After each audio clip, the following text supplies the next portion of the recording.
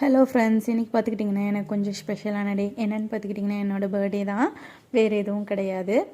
இன்றைக்கி ஏதாவது sweet ready பண்ணிடலாம் அப்படின்னு சொல்லிட்டு பால் பாயசம் தான் ரெடி பண்ணியிருந்தேன். பால் பாயசம் ரெடி பண்ணால் ஸ்வீட்டுக்கு ஸ்வீட்டும் ஆச்சு, இதை வந்து சாமிக்கு பிரசாதமாகவும் படைச்சிடலாம் அப்படின்னு சொல்லிட்டு நான் வந்துட்டு பால் பாயசம் ரெடி பண்ணிகிட்ருக்கேன். எல்லோரும் ரெடி பண்ணுற மாதிரி தான், ஜவ்வரிசி, சேமியா, அதுக்கப்புறம் வந்து முந்திரி, திராட்சை எல்லாம் சேர்த்துட்டு ஃபைனலாக பால் ஊற்றி இறக்கிட்டோம் அப்படின்னா நமக்கு வந்து பால் பாயசம் ரெடி ஆகிடும். இது வந்து பிரசாதத்துக்காக நான் வந்து ஒரு பவுலில் தனியாக எடுத்துக்கிட்டேன். அதுக்கப்புறம் பார்த்துக்கிட்டிங்கன்னா பூஜை ரூமில் ஃப்ளவர் அதெல்லாம் வந்து டெக்கரேட் பண்ணிவிட்டு பூஜை பண்ணியாச்சு. நம்ம ரெடி பண்ணி வச்சுருக்க அந்த பாயசத்தை வச்சு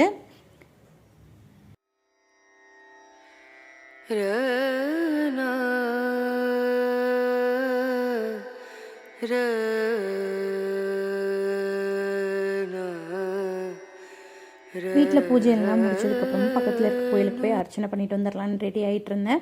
எனக்கு பெருசாக ஒன்றும் மேக்கப் லுக்லாம் இல்லை. ஸ்கின் கேர் ஃபாலோ பண்ணிவிட்டு லிப் பாம் அப்ளை பண்ணி ஃபைனலாக லிப்ஸ்டிக் மட்டும்தான் அப்ளை பண்ணியிருந்தேன். இன்றைக்கி பெருசாக மேக்கப்லாம் ஒன்றும் பண்ண கிடையாது. இந்த ட்ரெஸ் பார்த்துக்கிட்டிங்க அப்படின்னா நான் வெஸ்ட்டு சைடில் தான் பர்ச்சேஸ் பண்ணியிருந்தேன். இதோட லிங்க் வேணால் உங்களுக்கு நான் டிஸ்கிரிப்ஷனில் கொடுக்குறேன், செக் பண்ணி பாருங்கள்.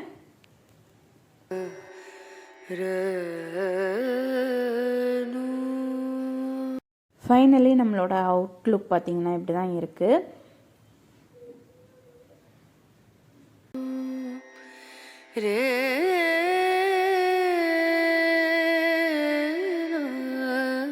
நான் வந்து பக்கத்தில் இருக்க சிவன் கோயிலுக்கு தான் போயிருந்தேன். அங்கே பார்த்துக்கிட்டிங்கன்னா சிவன் கோயிலில் வெள்வேலை தனியாக தான் பிரித்து கொடுக்கணும், அதனால் பிரிச்சுட்டு இருந்தேன்.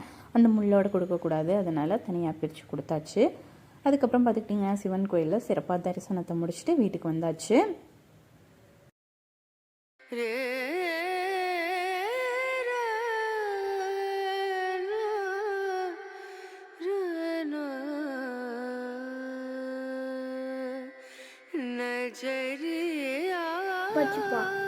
நீங்க பாருங்க, உங்களை சொன்னதுல உங்க பாயாசம் குடிச்சுக்கிட்டே இருக்குங்க.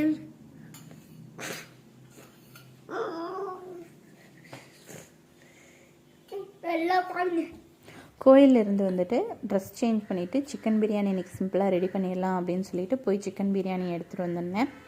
சிக்கன் எடுத்துகிட்டு வந்து வாஷ் பண்ணி ஒரு பவுலில் சேர்த்துட்டு அதில் தயிர், உப்பு, மிளகாய்த்தூள் இதெல்லாம் சேர்த்து நல்லா மிக்ஸ் பண்ணி மேக்னேட் ஆக விட்டுட்டேன். அதுக்கப்புறம் பார்த்துக்கிட்டிங்கன்னா ஒரு ப்ரெஷர் குக்கரில் நெய் சேர்த்துட்டு ஒரு ஸ்பைசஸ் போட்டு தாளித்ததுக்கப்புறமா ஒரு பெரிய வெங்காயத்தை நீல வாக்கில் கட் பண்ணி வச்சுருந்தேன். அதை இதில் சேர்த்துட்டு அதை நல்லா வணக்கியாச்சு. இதுவும் நல்லா வணங்கினதுக்கப்புறமா இது கூட ஒரு ஸ்பூன் இஞ்சி பூண்டு பேஸ்ட்டு சேர்த்து அதுவும் நல்லா வந்து பச்சை வாசனை போகிற அளவுக்கு வணங்க விட்டாச்சு. இது நல்லா வணங்கினதுக்கப்புறமா ஒரு தக்காளி, ஒரு கைப்பிடி அளவு கொத்தமல்லி தழை, இது ரெண்டையும் சேர்த்துட்டு நல்லா வணக்கிட்டேன். பிரியாணியில் கொத்தமல்லி தழை நிறையா சேர்த்திங்க அப்படின்னா அதோட ஃப்ளேவர் ரொம்பவே சூப்பராக இருக்கும். அதுக்கப்புறம் பார்த்துக்கிட்டிங்கன்னா நம்ம மேக்னேட் பண்ணி வச்சுருக்க சிக்கனை இதில் சேர்த்துட்டு நல்லா தண்ணி விட்டு வர்ற அளவுக்கு வணக்கியாச்சு. இது கூட ஒரு ஆஃப் லெமன் வந்து பிழிஞ்சு விட்டுக்கிட்டேன். அதுக்கப்புறம் பார்த்துக்கிட்டிங்கன்னா ஆச்சிலேருந்து ஒரு 2 ஸ்பூன் வந்து பிரியாணி மசாலா சேர்த்துக்கிட்டு, நீங்கள் எந்த பிராண்ட் வேணாலும் சேர்த்துக்கலாம். அதுக்கப்புறம் வந்து நம்ம வாஷ் பண்ணி எடுத்து வச்சுருக்க அரிசி இதில் சேர்த்துட்டு தேவையான அளவுக்கு தண்ணி சேர்த்துட்டு மேலே கொஞ்சமாக கொத்தமல்லி தழை சேர்த்து க்ளோஸ் பண்ணி வச்சுட்டு ஒரு 2 விசில் விட்டு சிம்மில் வச்சு இறக்கணும் அப்படின்னா நமக்கு வந்து பிரியாணி ரெடி ஆயிடும். சிம்பிளாக பிரியாணி ரெடி பண்ணணும் அப்படின்னு சொல்லி நினச்சிங்க அப்படின்னா இந்த மெத்தட் வேணால் ட்ரை பண்ணி பாருங்கள். இது பார்த்துக்கிட்டிங்கன்னா எனக்கு வந்து மொத்தமாகவே ஒரு 1/2 அன் ஹவர் தான் ஆச்சு. 1/2 அன் ஹவரில் சூப்பரான பிரியாணி வந்து ரெடி ஆயிடுச்சு. இந்த பிரியாணி பார்த்துக்கிட்டிங்கன்னா டேஸ்ட் வைஸ் ரொம்பவே சூப்பராக இருக்கும், சிம்பிளாகவும் இருக்கும். இன்றைக்கி பிரியாணி பார்த்துக்கிட்டிங்கன்னா ரொம்ப சூப்பராக வந்துருந்துச்சு. நீங்கள் வந்து பிரியாணிக்கு தண்ணி மட்டும் எந்த அளவில் ஊற்றுறீங்க அப்படின்னு சொல்லிட்டு வாட்ச் பண்ணிக்கோங்க. நீங்கள் எப்போவுமே வந்து அரிசி ரொம்ப ஊறி இருந்துச்சுன்னா தண்ணியோட அளவு வந்து கம்மி பண்ணிக்கோங்க. மற்றபடி இதில் வந்து வேறு எந்த டிப்பும் கிடையாது. தண்ணி வந்து பிரியாணிக்கு எந்த அளவுக்கு கம்மியாக ஊற்றுறீங்களோ அரிசி எந்த அளவுக்கு உடஞ்சி வராமல் இருக்கும், அந்தளவுக்கு பிரியாணி டேஸ்ட்டாக இருக்கும். சைடில் பார்த்துக்கிட்டிங்கன்னா ரைத்தாவும் ரெடி பண்ணிட்டேன். ரைத்தாவுக்கு இன்றைக்கி வந்துட்டு சிம்பிளாக வெங்காயமும் கொத்தமல்லி தழை, லெமன், அவ்வளோதான். ரைத்தா ரெடி பண்ணியாச்சு. சைட்லேயே பார்த்துக்கிட்டிங்கன்னா கிச்சன் வந்து பிரியாணி ரெடி ஆகிட்டு இருக்க கேப்லேயே வந்துட்டு க்ளீன் பண்ணி விட்டுட்டேன்.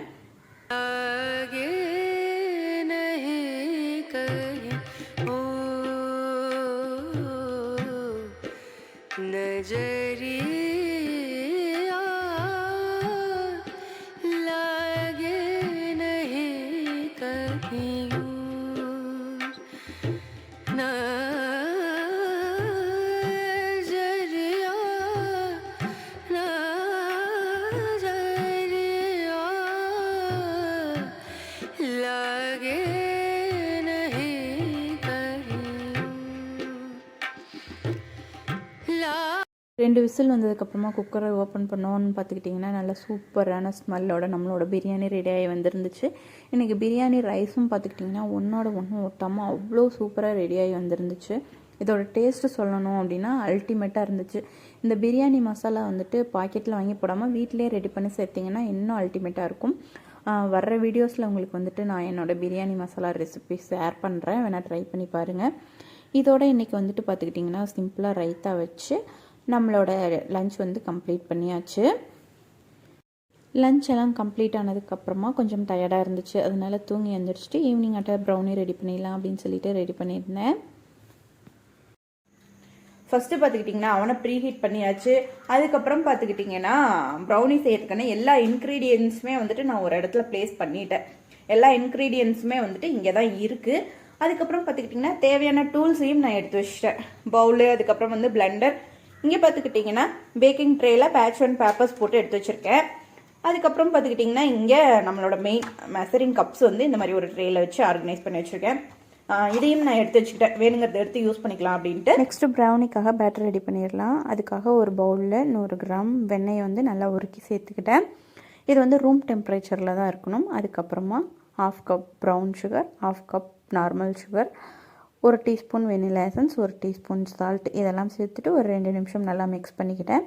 ஹேண்ட் மிக்சர் வச்சு தான் மிக்ஸ் பண்ணியிருந்தேன். அதுக்கப்புறம் பார்த்துக்கிட்டிங்கன்னா 2 முட்டை இதெல்லாம் சேர்த்துட்டு ஒரு 5லேருந்து 7 நிமிஷம் வரைக்கும் நல்லா பீட் பண்ணி எடுத்துக்கிட்டேன். இதோட ஸ்ட்ரக்சர் பார்த்துக்கிட்டிங்க அப்படின்னா க்ரீமி கன்சிஸ்டன்சிக்கு வரணும். நல்லா வந்துட்டு டார்க்காக இருக்க கலர்ஸ்லாம் வந்து லைட்டாகி வரணும். அந்தளவுக்கு நல்லா பீட் பண்ணி எடுத்துக்கலாம். இது 5லேருந்து 6 நிமிஷம் நல்லா பீட் பண்ணி எடுத்ததுக்கப்புறமா காஃபி பவுடர் 1 டீஸ்பூன் எடுத்துகிட்டு தண்ணியில் வந்து நல்லா கரைச்சி எடுத்துக்கிட்டேன். அதுக்கப்புறமா 1/2 கப் மைதா, 1/4 கப் வந்துட்டு கொக்கோ பவுடர் சேர்த்துட்டு இதையும் நல்லா வந்துட்டு நல்லா மிக்ஸ் பண்ணிக்கிட்டேன்.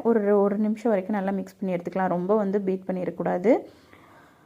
நல்லா பீட் பண்ணிங்க அப்படின்னா கேக் மாதிரி ஆயிரும், ப்ரௌனி மாதிரி இருக்காது. ஒரு 2 நிமிஷம் மட்டும் வந்து பீட் பண்ணி எடுத்துக்கிட்டு பேக்கிங் ட்ரேயில் பேட்ச் ஒன் பேப்பர்ஸ் போட்டு எடுத்து வச்சுருந்தேன், அதுக்கு ட்ரான்ஸ்ஃபர் பண்ணிக்கிட்டேன்.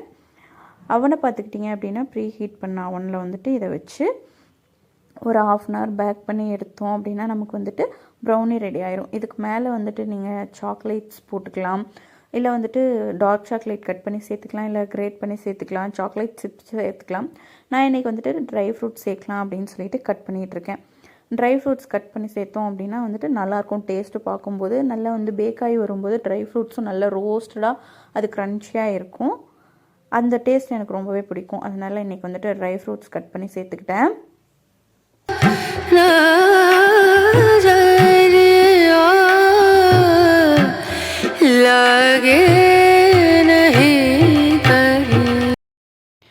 ட்ரை ஃப்ரூட்ஸ்லாம் மேலே சேர்த்ததுக்கப்புறமா 180 டிகிரி ப்ரீ ஹீட் பண்ண அவனில் வந்துட்டு ப்ரௌனி வச்சுட்டு ஒரு 1/2 அன் ஹவர் பேக் பண்ணி எடுத்தோம் அப்படின்னா நமக்கு வந்து ப்ரௌனி சூப்பராக ரெடி ஆயிரும்.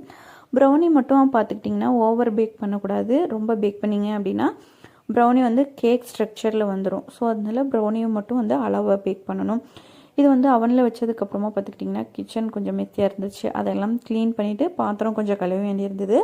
அதையெல்லாம் கழுவி வைக்கிறதுக்குள்ளேயே பார்த்துக்கிட்டிங்க அப்படின்னா நமக்கு 1/2 அன் ஹவர் ஆகிடுச்சு. சைடில் நமக்கு ப்ரௌனியும் வந்து ரெடி ஆகிடுச்சு. இது வந்து ஃபுல்லாக பேக் ஆகிருக்கு அப்படின்னு பார்க்குறதுக்காக ஒரு ஸ்டிக் விட்டு பார்த்தேன். ப்ரௌனி நல்லா குக்காகி வந்துருந்துச்சு. இதை வந்து வெளியில் எடுத்து நல்லா கூல் டவுன் ஆக விட்டாச்சு. ப்ரௌனியாக இருந்தாலும் சரி, கேக்காக இருந்தாலும் சரி, நீங்கள் வந்துட்டு நல்லா கூல் டவுன் ஆனதுக்கப்புறமா பீஸ் பண்ணிங்க அப்படின்னா பீஸ் வந்துட்டு நல்லா சூப்பராக வரும். இன்றைக்கி பார்த்துக்கிட்டிங்கன்னா ப்ரௌனியவே வந்துட்டு கேக்காக கட் பண்ணி நம்மளோட பர்த்டேவை வந்துட்டு செலிப்ரேட் பண்ணியாச்சு. இன்றைக்கி வந்து ப்ரௌனியோட டேஸ்ட்டும் சரி, ஸ்ட்ரக்சரும் சரி ரொம்பவே சூப்பராக வந்துருந்துச்சு.